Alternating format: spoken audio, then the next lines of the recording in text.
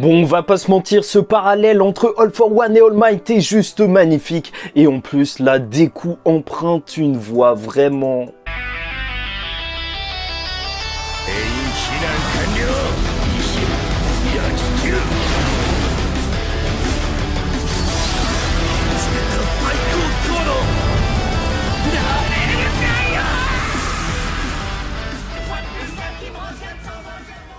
Mesdames et messieurs, ici Chage, on se retrouve aujourd'hui pour la review du chapitre de My Hero Academia, le prochain. Et ça, cette phrase ce mot a énormément de sens dans l'histoire de My Hero Academia. Mais déjà, je voulais vous parler un petit peu des parallèles, parce qu'en soi, oui, on va voir ça durant ce chapitre, un parallèle. Mais à quoi ça sert au final? Parce que oui, ça, regarde, mes doigts, ils sont parallèles, mais tout le monde s'en fout. En vrai, on s'en bat les reins. Et c'est vrai que dans les mangas, ou même dans les histoires, on a souvent des parallèles. Mais il faut pas oublier qu'un parallèle, surtout, ça a pour but de montrer une évolution par rapport à un autre point. C'est ça tout le but d'un parallèle. Et c'est là que My Hero Academia a vraiment très bien réalisé le sien lors de ce chapitre. Mais bon, bref, ça, on va voir ça en détail par la suite parce que on va commencer par l'ouverture de ce chapitre, donc avec Endeavor qui arrive en retard. Apparemment, la pluie le rend moins puissant ou moins rapide. On ne sait pas si c'est juste parce qu'il voit moins bien ou c'est juste que, en fait, ça le gêne vraiment. Ça, c'est déjà un point à noter parce que pour l'instant on ne savait pas forcément. Oaks en plus il ne vole pas, comme quoi il s'est toujours pas remis de ce qui s'est passé avec Dabi, et Deku le retient puisqu'il est en train de tomber en chute libre, et en plus Deku lui explique un petit peu tout ce qui s'est passé. Il lui explique que Lady Nagant a été victime d'un piège, probablement un piège juste avant que All For One lui ait donné l'alter à Lady Nagant pour qu'elle vole dans les airs, enfin qu'elle puisse marcher dans l'air. Et bon, on va estimer que c'est ça pour l'instant, mais c'est vrai que c'était assez mystérieux cette histoire de piège, donc merci à Horikoshi d'en reparler un petit peu. Donc Hawks, en fait, c'est vraiment la personne qui peut la comprendre et en fait, il essaye carrément de la remotiver. Et c'était vraiment ça tout l'enjeu du personnage de Lady Nagant, qui est juste désabusé face à la société dans laquelle ils vivent. Et Deku, il lui a montré qu'il n'est pas encore temps d'abandonner. Donc Hawks, avant la mort de Lady Nagant, il veut absolument réussir à l'interroger, et en plus ça fera d'elle vraiment l'héroïne qu'elle est en réalité. Et ça en fait, ça fait que Lady Nagant elle va se poser une question, mais comment ils font en fait pour toujours avoir cette flamme héroïque dans les yeux alors que la société est complètement tombée, qu'on lance des canettes sur le héros numéro 1 Endeavor. Et là ça l'a motivé, cette force des héros qui n'abandonnent pas du tout, c'est ce qui va lui donner la force justement de répondre. Et en gros elle dit que d'ici les 2 prochains mois, ils doivent se retrouver dans un manoir au cœur de la forêt d'Aibori. D'autres personnes ont été mises sur cette mission pour attraper Deku. Voilà, là on voit des silhouettes, franchement il n'y a aucun personnage que ça m'évoque. N'hésitez pas à me dire en commentaire si vous pensez à des personnages en voyant ces silhouettes, mais je pense que ça va être des nouveaux personnages. Donc on a possiblement un groupe de vilains qui va se ramener pour attraper Deku. Et ça c'est cool. Lady Nagant, elle va juste demander à la fin à Hawks, en fait, Hawks qui a probablement vécu la même chose que lui, et on sait qu'il a dû vivre la même chose que lui par rapport à la commission héroïque, comment il a fait pour garder cette flamme. Et là, je trouve que c'est vraiment touchant, et c'est pour ça que j'aime le personnage de Hawks, parce qu'il repense à lui, en fait, qui tenait sa peluche de Endeavor, et il dit qu'une certaine personne lui a apporté du soutien. Et c'était vraiment assez fort et symbolique. Et franchement, c'est ouf parce que voilà, c'était pas vraiment Endeavor qui était venu l'aider. Mais voilà, juste cet espoir en fait de voir ce héros, bah ça a réussi à le porter. Et c'est pour ça qu'il le dit. Et il est optimiste. Aujourd'hui, il est optimiste. Quoi qu'il arrive, il essaye de voir en avant. J'aime beaucoup Hawks. J'aime beaucoup ce personnage. C'est vraiment essayer de redonner espoir, quoi qu'il arrive, malgré sa vie pourrie. Et ce perso est top. Et Endeavor, vu qu'il va pas rien faire du tout, il attrape Shisaki. Et lui, en fait, il s'en fout littéralement de tout. Shisaki, tout ce qu'il veut, overall, si tu préfères, c'est revoir son boss et s'excuser. Et là, c'est intéressant parce que Deku, il va être énervé, tu le perçois comme tu veux à l'image, mais en soi, il lui dit que s'il arrive à ressentir ça, à avoir envie de s'excuser face à une personne, alors si Overhaul réussit à faire la même chose, se sentir pareil pour Eri, alors il va l'aider. Bon, déjà on va passer sur le fait que quand il pense à Eri, il fait oh purée, si elle était là, franchement il veut encore l'utiliser après tout ce qui s'est passé, vraiment chaud, mais en même temps voilà, peut-être que c'est juste pour sauver son boss et qu'il pense pas à ses bras, mais je sais pas pour vous, mais cette case elle me fait me dire que Deku il est devenu beaucoup plus dur là,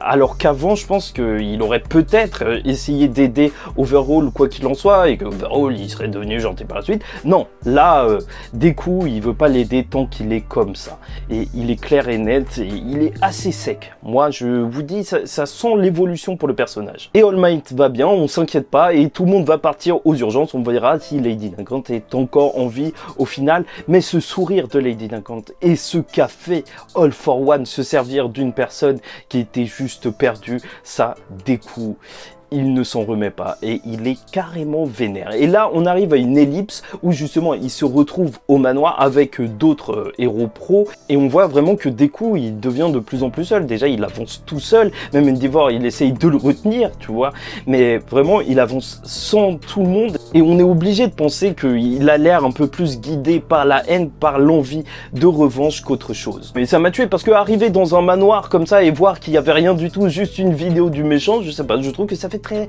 dessin animé, enfin je sais pas quoi. Bref, en gros, All for One est parti et il avait tout prévu. Il avait prévu que Deku ne réussirait pas à abandonner Lady Nagant et il dit que ceux qui tombent en dehors de la société sont les vilains. Contrairement à ce qu'on pourrait penser, les héros, même s'ils ont des alters qui les rend chacun uniques, bah en fait ils sont pas si uniques que ça. Ils sont moulés dans cette société entre guillemets et pour lui c'est même pas une histoire de politique de la société, de totalitarisme ou je sais pas quoi. Non, pour lui c'est la nature humaine qui exclut ceux qui font des choix différents, ceux qui sont en dehors de la société. Mais franchement, c'est très cool parce qu'on commence à vraiment approfondir ce que pense All for One, mais au final, voilà, on sait qu'il n'aime pas cette société, il trouve qu'elle est hypocrite, en vrai, d'après ce qu'il dit, mais est-ce que il propose autre chose? En vrai, ça m'intéresse bien de voir c'est quoi son modèle, en tout cas, enfin, à quoi il pense quand il va régner sur la société. Enfin, je dis quand, mais si tu préfères.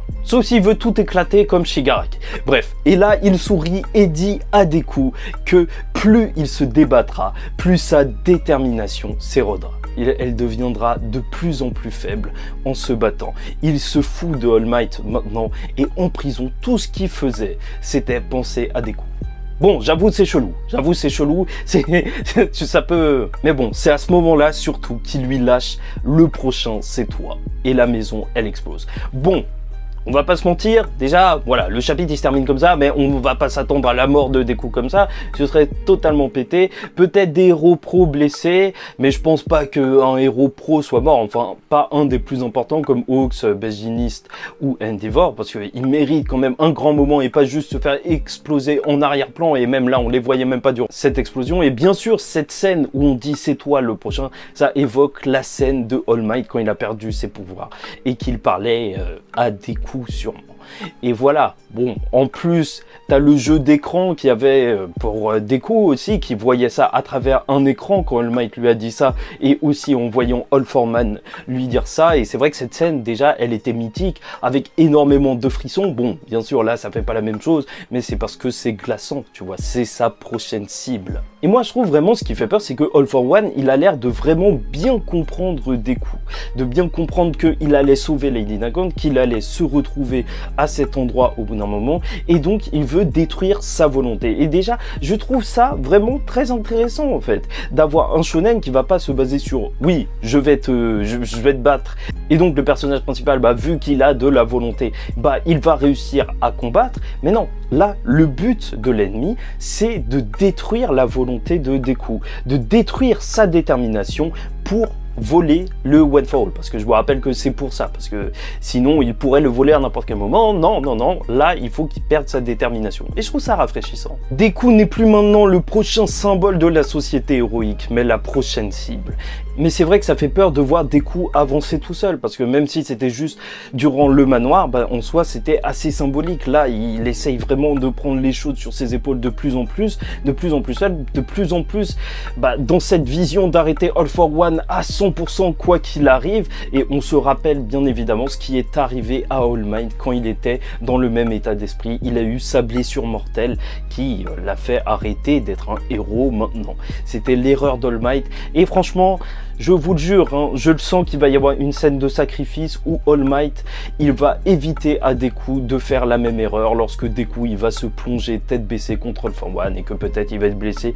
Il se donne, enfin, il le protégera, quitte à en perdre la vie. Ça, je le sens, c'est gros comme une maison et je pense que c'est même pas un truc de ouf. Mais c'est vrai que All for One, c'est un bête de mastermind, c'est incroyable. Il voit encore plus dans le futur que Night Eye. Bon, et toute l'histoire autour de Shisaki, justement, qui devrait s'excuser, bah ce serait intéressant parce que en soi, re-rencontrer Eri, déjà, non, en vrai, certes, c'est intéressant, mais c'est un petit peu flippant, tu vois. Et le mec, il a quand même torturé, c'est qu'une enfant, mais au final, ça nous permettrait peut-être de revenir du côté de Yue. Et c'est pour ça que je suis intéressé, parce que j'ai hâte de voir ce qui se passe. Est-ce que Shinso a pris la place de Deku? Oui, peut-être. C'est vrai que ce chapitre, en plus, globalement, ça faisait très grosse référence à Batman, parce que All for One avec le grand sourire, tous les plans et tout, mais c'était le Joker, et Batman seul, enfin, Batman, Deku seul, comme ça, c'était Batman, mais oui, mais oui. Enfin bref, je trouve vraiment que c'était un excellent chapitre et rien que le parallèle, en fait, il nous montre vraiment deux moments de la société. Celui où il y avait énormément d'espoir lorsque All for One y était tombé